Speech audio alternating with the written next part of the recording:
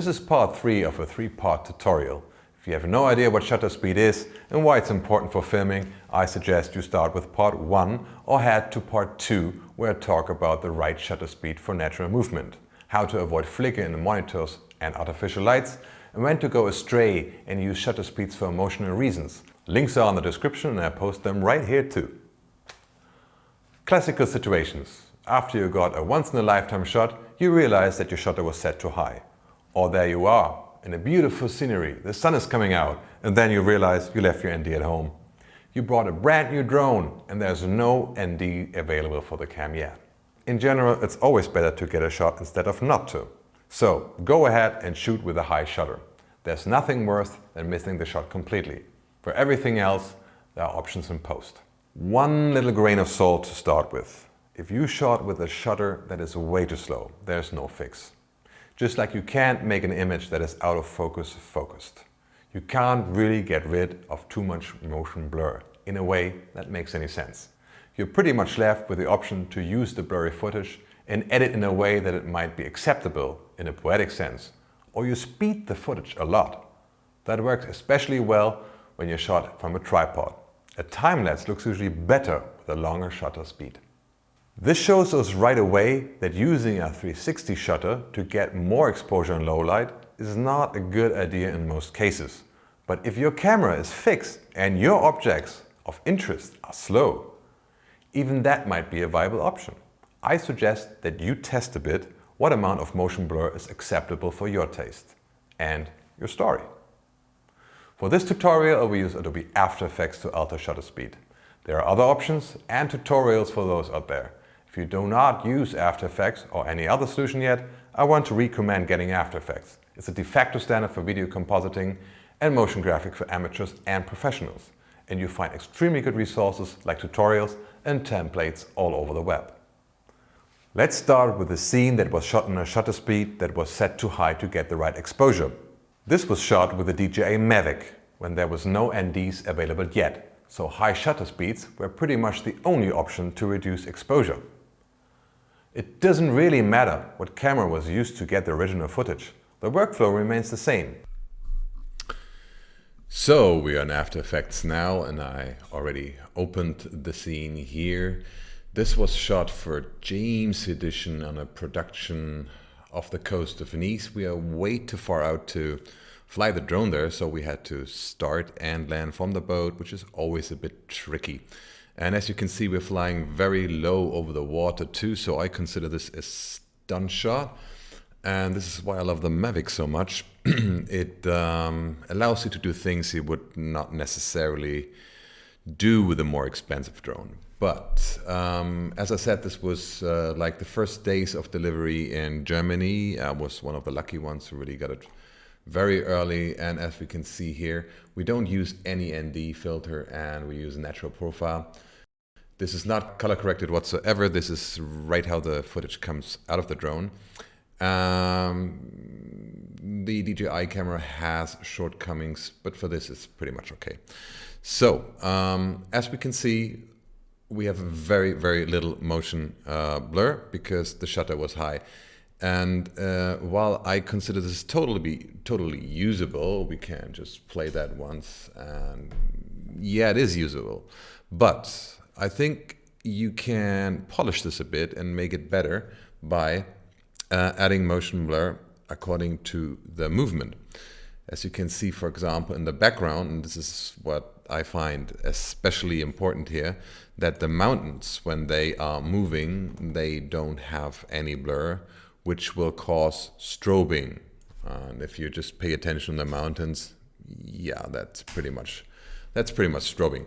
And we can avoid that by adding motion blur. And this is very straightforward and very, very simple how this is done with After Effects. And what we're gonna use, we use a filter that is called Time Warp. And what you do, you go in the effect preset here and just dial in Time Warp. Time should be enough, and where is it? There it is. And you just drop it like it's hot on the film. And there you get in your effects stack Time Warp. And as you can see, now we have a totally different scene. That's not what we wanted. And that is because the time warp default mäßig sets the speed to 50%, because time warp usually is to change speed of your footage. We don't want this in this case. We just stay with 100. So put in 100 and boom, you're right back where you came from on the same frame that you dropped the effect on. So nothing has changed yet because of course we haven't changed the speed whatsoever. What you're going to do now is you're going to, in this tab, which is called motion blur, and just switch it on. You can't use the automatic. Maybe it's because we're just on 100 and he thinks, okay, I will add as much motion blur as is necessary to speed that up. But let's go over to manual and then dial in 180. And what you see is a difference right away. You see that the mountains are very blurry and that the boat is not blurry because the camera pivots around it. And when we go ahead, I can see that I obviously got the pivot quite right here because the couple, which is the point of interest in this case, is not blurry, which means they're quite on the axis which I pan around. And the faster the pan is, the more blurry the mountains get. In the beginning of the scenes, while the mountains are quite stationary, you see there's no blur in it, but the boat is quite blurry because it is moving towards us. And just to give you before and after effect, you can just, let's go in a scene where we have quite a bit of motion blur on the mountains, like in this one. And we can just turn it off and on to see how time warp with manual shutter speed affects this. And you see, bam, bam, bam. Sometimes you see like a doubling of the images that you see as if it's a little repetition of it. This is just because there's just too little samples used by After Effects. To speed the whole thing up, he just uses 5 samples at the moment, which is a little bit little. You can go up to 20 or even more. For this one, I think 10 is going to be just fine. I don't think in the screen recording you will see and notice a difference, but it is a much finer thing. And depending on how fast the movement in the picture is, you achieve a higher quality with a higher sample. But be aware that the more samples you use, the more actual sample screens are rendered by After Effects, and that will just massively increase the render times. So all we got to do now is to say add to render queue. There it is. Set it to the codec that you like, set it to the output that you like, and start the render process. And after just a short render time, you will have a much nicer picture. Let me show you. So we start how it was before, strobing, and this is now rendered with a 180-degree shutter. It's much smoother, and here's side by side.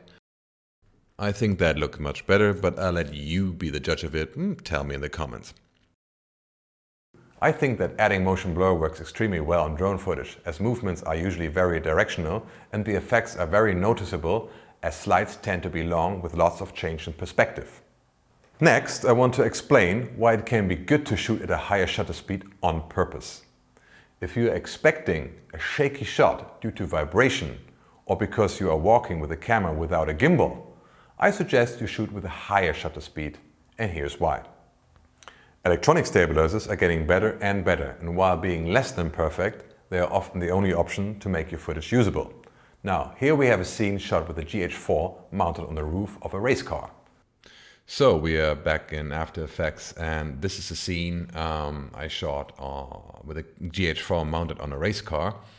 And I already pre-composed everything, put a little grade on it to make it more interesting. And let me show you what we really wanted to do here. This is the scene like it comes out of the camera after a lot is applied and everything. And you can see it's quite shaky. And that was completely to be expected because you actually cannot really mount a gimbal on a racing car because these go like 240 kilometers an hour. That's pretty fast, and you don't want a gimbal on something like that. So it's just attached with a vacuum mount on the top, and you want to be as light as possible. And so that's what we did, and I totally expected a lot of jitter and vibrations coming from the movement of the car, as you can actually see that here. And I knew I would work with a warp stabilizer that I have already here prepared, and I just need to activate it. You see a little crop in the picture for that the stabilization process always will cost you. But when we just hit it, you see now it's smooth, relatively. We have a bit of a wobble, but I think it's acceptable here. You could just use the non-stabilized version for dramatic effect, but I'm going for something smoother for this tutorial. The car now, if you would have used a longer shutter to have good blur in it, then you would actually have, while the car has a jitter on it, like here, you would have a strong motion blur on the on the car itself, which would cause very strange effect, like a blur effect on the car after you stabilize it, and you can't really get rid of it. So if you know you're going to use a warp stabilizer like this after the shoot, then you should actually shoot with a high shutter speed like I did here. So, but now every street sign, so it might look slow or disconnected inside the pictures, because the motion blur is actually missing. And we're going to do exactly the same thing again. We have the time warp right here.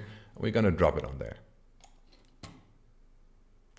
And as before, we don't want to slow the footage down, not in this case. So we set it back to 100. And again, he thinks nothing happened because we are on 100% speed. So we go to motion blur and activate it. Nothing happens. But in the moment we set it to manual, and we go a bit up as again with our samples. And this might even be a little bit too little motion blur. For my taste, in this case, I want to go up. Let's see what happens. Now, we have a very dramatic one. I think this is a little bit too much. So how about something like 210? So I think this could work quite well and could give a very good idea on how fast this really is.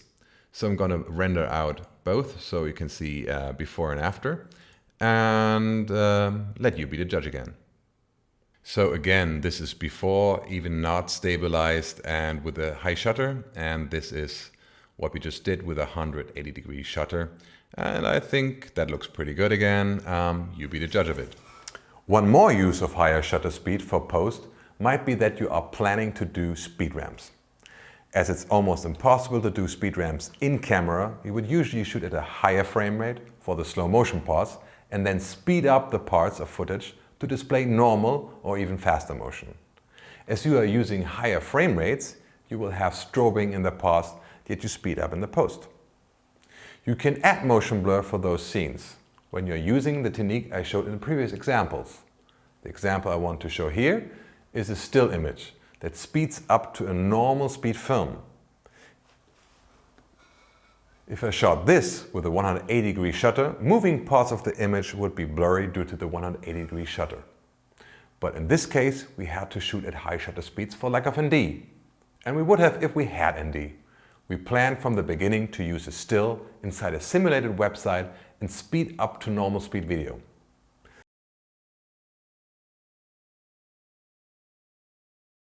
To get ideal motion blur in the speed ramp for every frame, including for the still, we needed high shutter speed. And as you can see, there's no motion blur in the frames. Now we add the time warp filter and set keyframes to choose in and out points for the change in speed. After Effects renders the missing frames for a smooth ramp.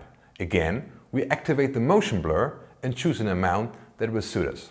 Now every frame has the exact right motion blur, and in playback it looks smooth.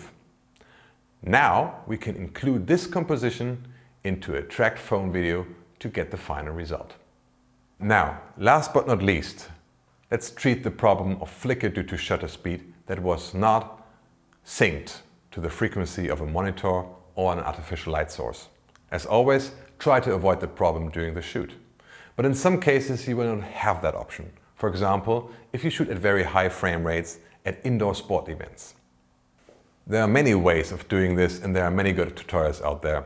I make it very easy on myself by using the plugin Flicker Free from Digital Anarchy that is available for all major apps and platforms.